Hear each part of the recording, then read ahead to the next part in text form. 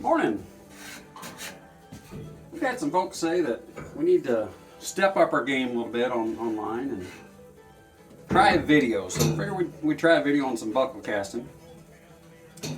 We'll walk you through some basics of basically setting up the mold. I'll be running a pair of 1832 baldric plates.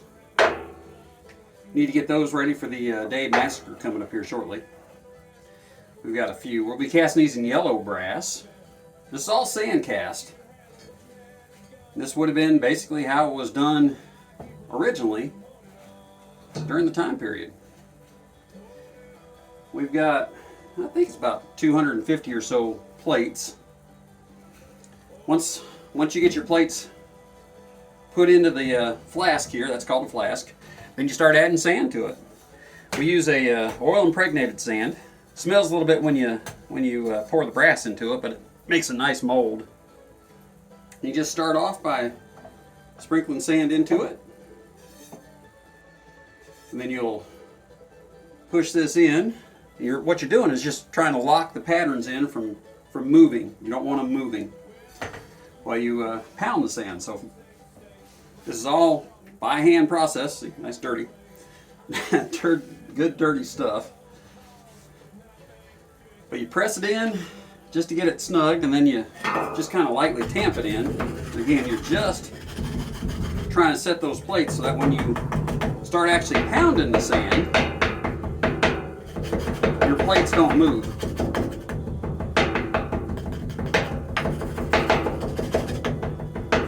Alright, that's pretty good. And then just add more layers of sand. You just keep pounding, keep pounding. It's a time-consuming process. If you ever wonder why these things cost so much, it's not just the materials, it's the labor that goes into them. Each flask, each pattern probably takes half hour, 45 minutes, depending on the complexity of the plate, to get done. Got an imperfection here. I don't know if you can see it, little piece of brass from the last casting. That happens, and that will screw up a pattern. You'll have to wind up starting over from scratch if it's in the face of the buckle or plate that you're trying to cast. Because believe it or not, this sand picks up everything. You drop a hair in there, and you can actually see that hair.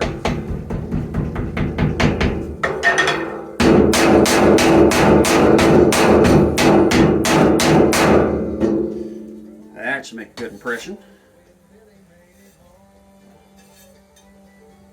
Alright.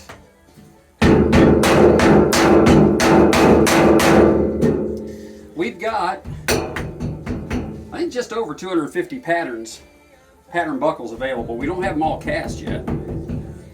Trying to keep the sutlery stocked and the website up and running with buckles available, as well as leathers, wood, all the other stuff that we do, canvas.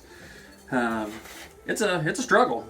It's hard to keep everybody filled with what they need. Keep the men in the field, so to speak.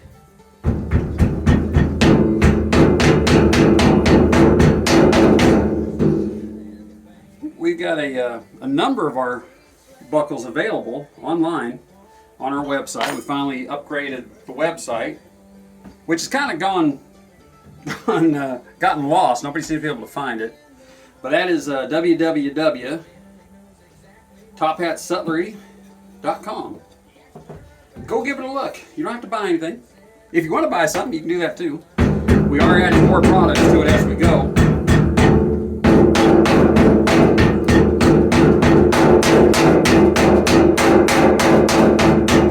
It just takes time. Alright. Let's see what we got, if we got anything worthwhile this time.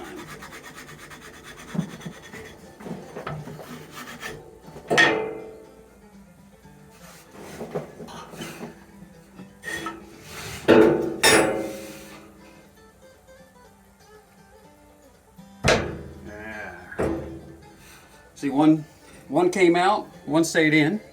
I don't know if you can see that eagle on there in the sand, but it came out pretty nice. It's a good looking eagle. Now if we can get this plate back in without boogering it up.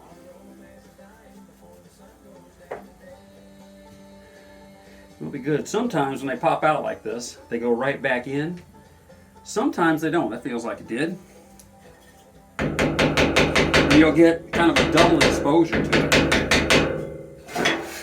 All right, from there, you cut into the pattern. You're just basically marking it for the next half.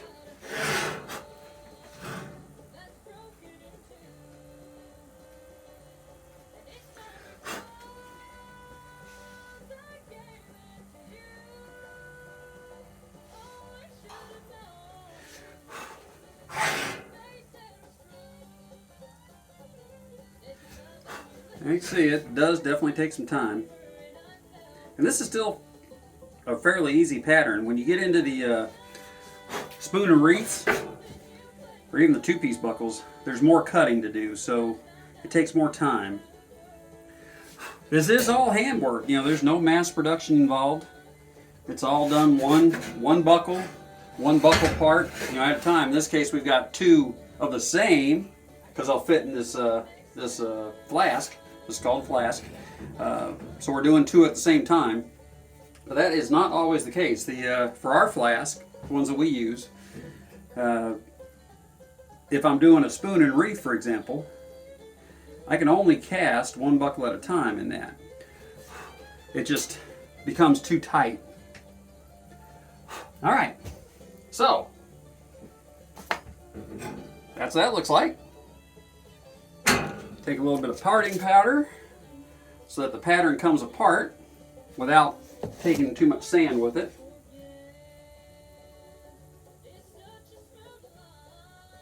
When you pull them back apart to cut in your channels for the brass to flow.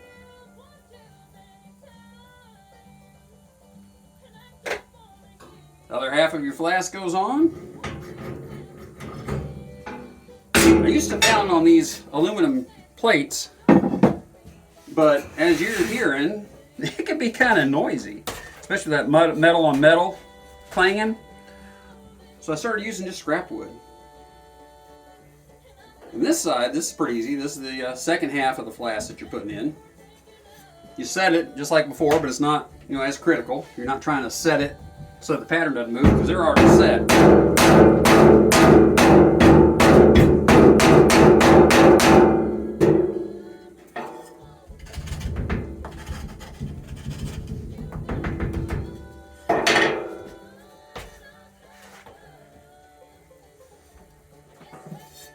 See, another piece of brass from the previous burn. Got to get that out of there. You know, it won't affect this pattern, but it might affect the next one.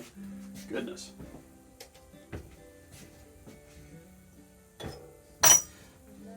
Now, if you've looked at pictures of our setup before, you may not recognize this building. We were sharing buildings between the leatherworks and the foundry. Originally, the foundry was supposed to take that building, and then we stumbled into the leather business as well, about the same time.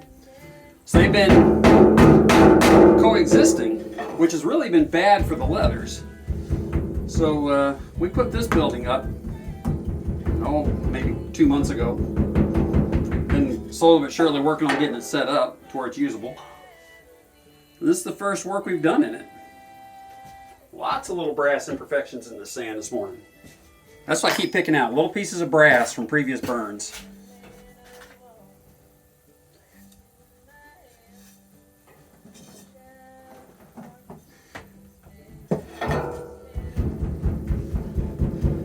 Now this table that I'm working on, you can see it's got the metal grate on it.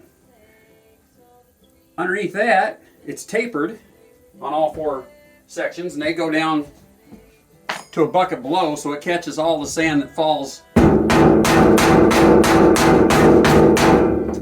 through.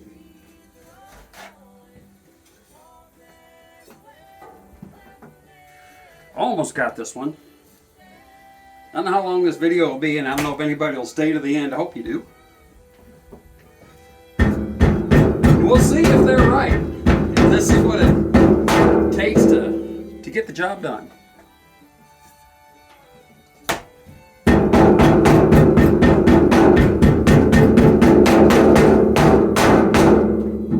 There.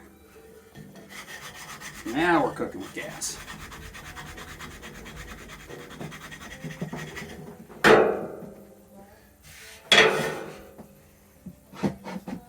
Let's see what we got.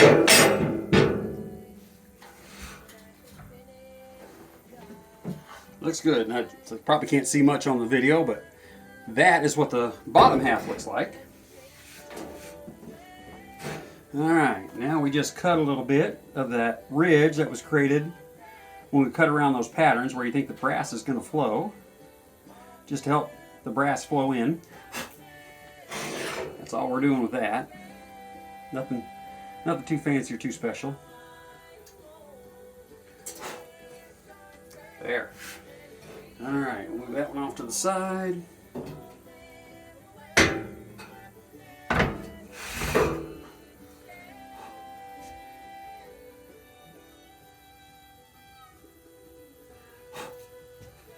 Alright, so now we're going to cut in the channel for the for the brass to flow.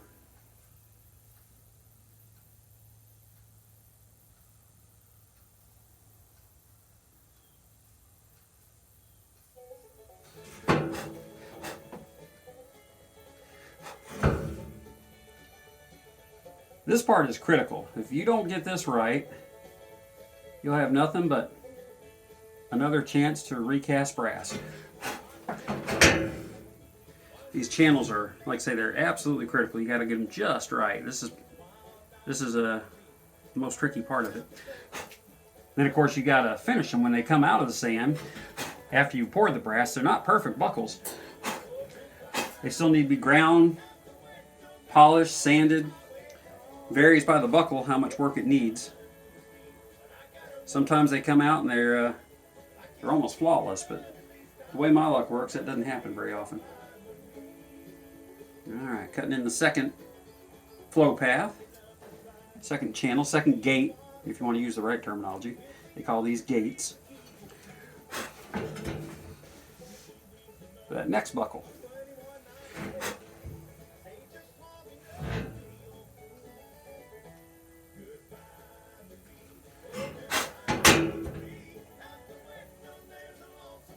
Alright, looking good. Now, if we can get them to pop out of the sand, we'll be doing something good. Let's see over here. Alright. Well, those look good. Those look good. I'll show them to you here in just a second.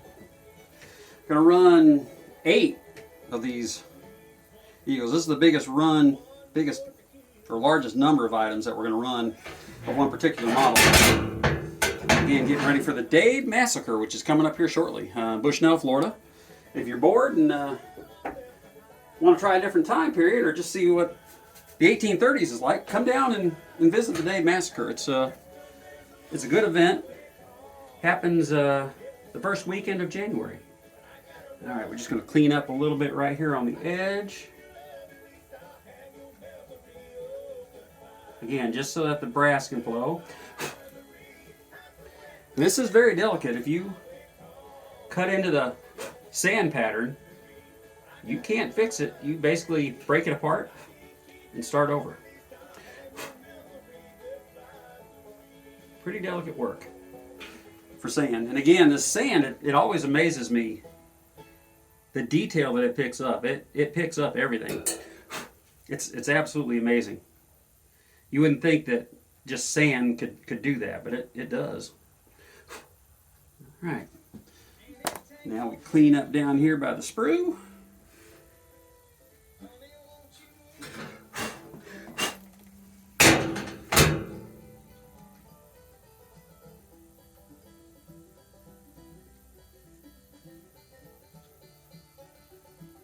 Alright, we're almost done with this one.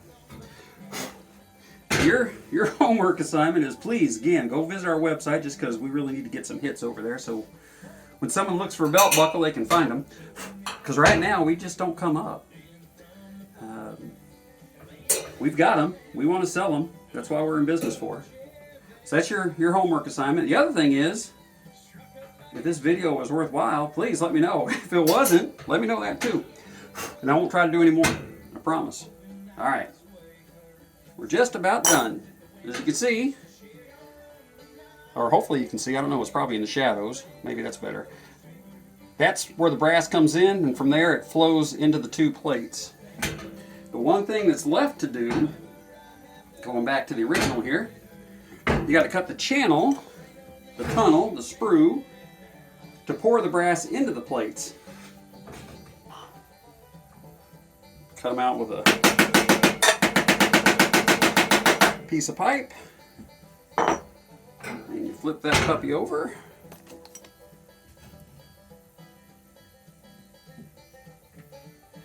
And you basically build a funnel to pour the brass in.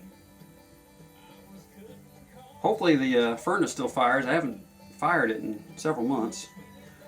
It's an old setup. When it's running regular, it does a fantastic job. But when you let it set for a little while, she gets a little temperamental. There you can see all the way through it. And that's what the brass is going to pour into. Put it together. And that one's ready to be cast. And that's it for this one. So, like I say, hopefully you stuck to the end. Hopefully it's worthwhile. Let me know. Visit our website, www.tophatsutlery.com. Thanks. Y'all be safe.